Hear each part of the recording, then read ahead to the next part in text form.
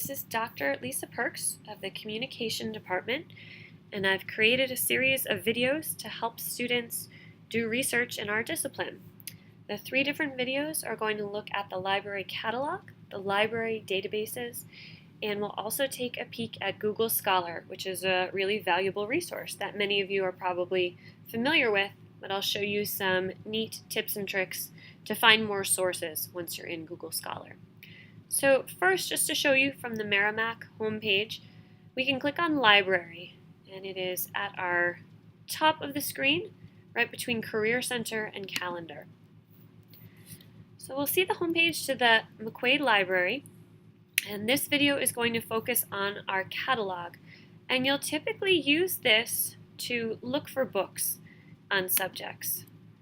Journal articles are through the databases, and I will show that next. So once I click, just show you to go back again.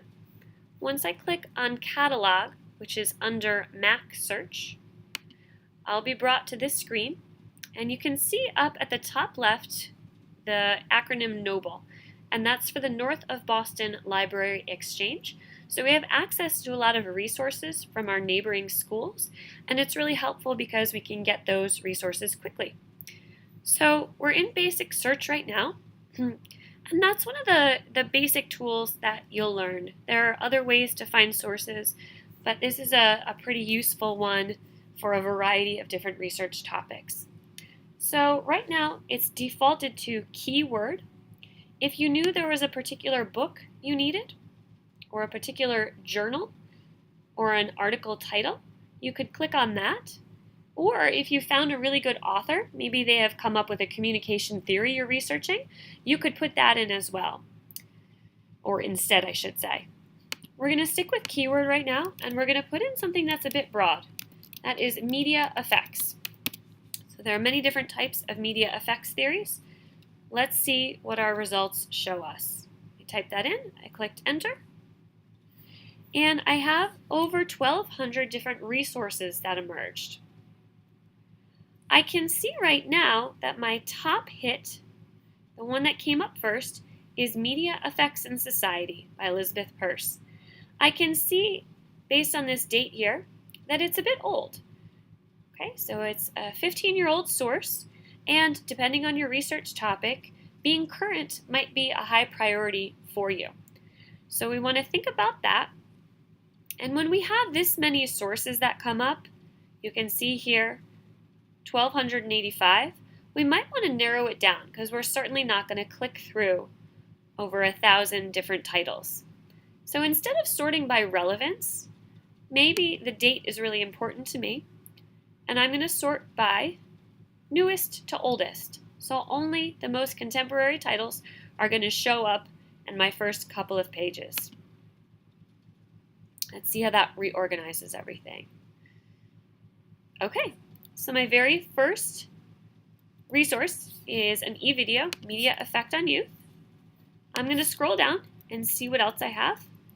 Another e-video, a third e-video, a fourth, with the exciting title of My Baby, Psychosis and Me, Digital Side Effects When Computers Think for Us.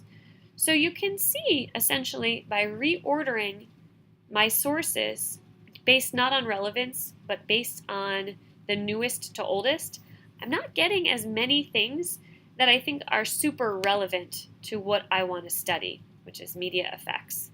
So I'm going to go back to sorting by relevance, and you can see where my cursor is. It's in the sort by field here. Sort by relevance. Again, that's the default. Okay.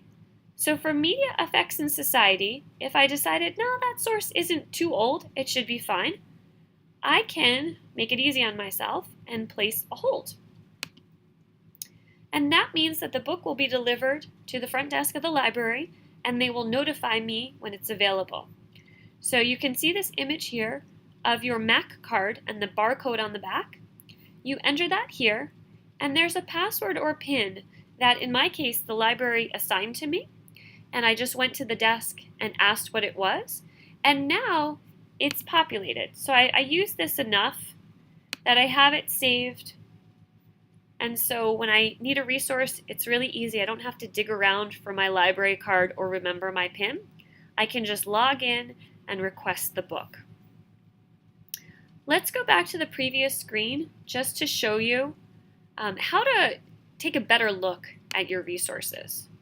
So going back, maybe I want to know a little bit more about media effects in society and if this book will be useful to my research.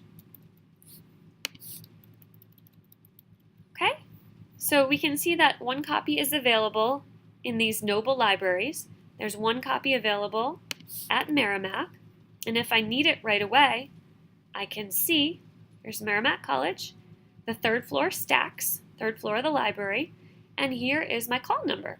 I can also text it to my phone so I don't have to write it on a scrap of paper or worry about copying the number wrong, and I can go get it right away.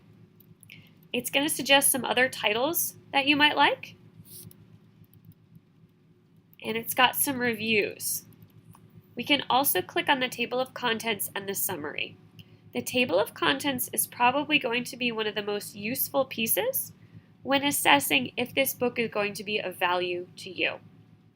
Right? So the reviews, that might be helpful, it might not.